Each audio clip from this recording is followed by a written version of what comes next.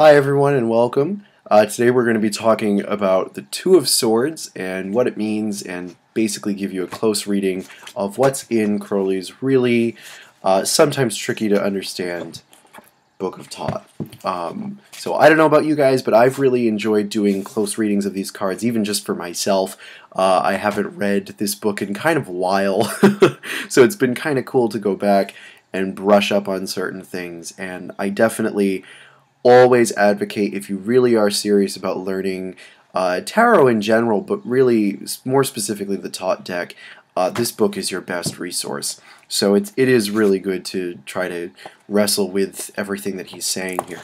So Two of Swords, this is a pretty good card, I suppose. It isn't. It's really neither good nor bad. For me, the whole purpose of the card is neutrality and sort of balance between opposing forces. So this is what he says about it. This card is ruled by Hokmah in the element of air.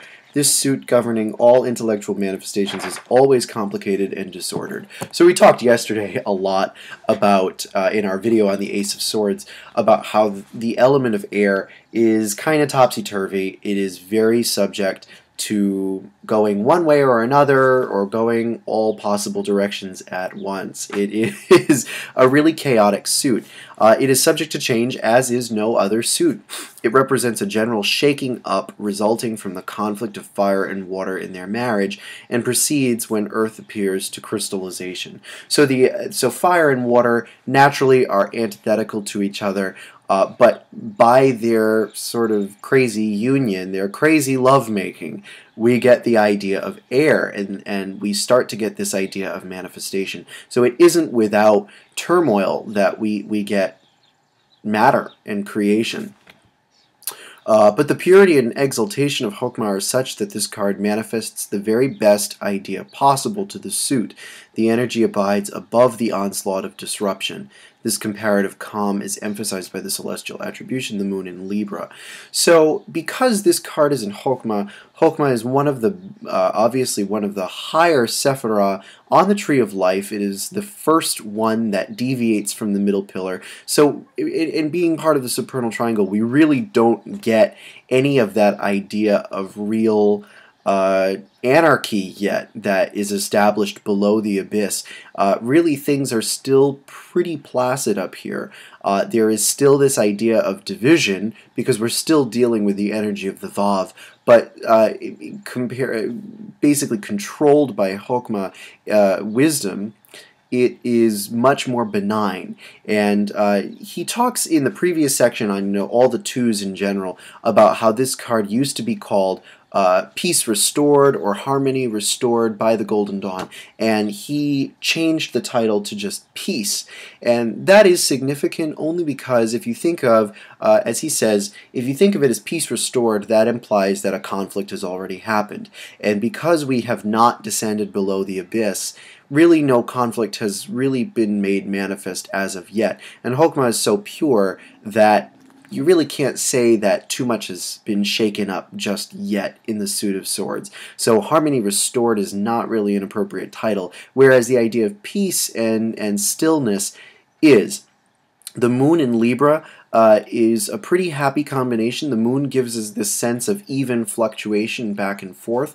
Libra gives us the idea of balance and harmony. So we get this sort of gentle fluctuation back and forth between two polar opposites, and they neither really erupt at each other nor really do anything productive with each other either. They're sort of in stasis here.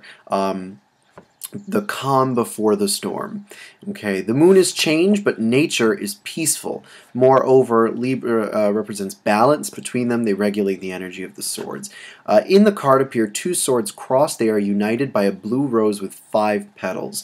This rose represents the influence of the mother, whose harmonizing influence compounds the latent antagonism native to the suit. The rose emits white rays, producing a geometrical pattern that emphasizes the equilibrium of the symbol. So we talked yesterday extensively about how the Suit of Swords derives whatever goodness it possibly can from the fact that it is sent by the mother and it is blessed by the goddess. We talked yesterday about the threefold blessing that descends upon the Vav, upon Tiferet, by the goddess in the form of the lover's path on the Tree of Life, the priestess path, and for Crowley, the star path. And this is, again, an allusion to that the sword's suit is very intimately wrapped up in this idea of the goddess and being the child of the goddess. So the goddess gives the sword suit this, attempts to give the sword suit this connection to spirit and this connection to greater harmony. The fact that it's the number 5 is representative of the connection with the letter He, which is the letter of the goddess, and the letter He in Hebrew equals 5 in Gematria. Let's see. Yeah, and that's really about it. That's really all he's alluding to here, is that the Vav is the child of the He, of the goddess, and therefore derives some of her more gentle aspects. In this particular card, it derives some of her more negative aspects in some of the later cards, as we'll see. So in a reading, this card really, I tend to see this card as inertia of some kind. Either the querent is having a difficult time making up their mind about something, or is stuck mentally. Not quite to the degree of the Eight of Swords, where we've had some conflict, and that conflict is really what's barring the querent from making a choice. There are too many dangers surrounding the querent.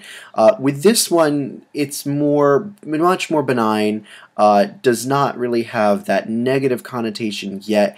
It really is just contemplating about something and sort of dealing with the pros and cons, going back and forth, but not really making up one's mind about it. It can represent a choice, it can represent a pause, it can represent calm for the most part. So nothing too crazy just yet. And that's about it for the Two of Swords. Pretty simple card, just impasse, stagnancy to a degree, and passivity, and balance and order. So let me know what you guys think. I hope that you're continuing to enjoy my videos on the Major Arcana. Obviously some are longer than the others, but don't forget to subscribe, like, comment below, and follow me on Twitter at Prince of Cups 518. And check out my new website. My summer sale ends next week on the 16th. So if you haven't already purchased a 2-reading, 2-for-1, 2-for-1.5 special from me, then make sure you do so soon before that sale ends.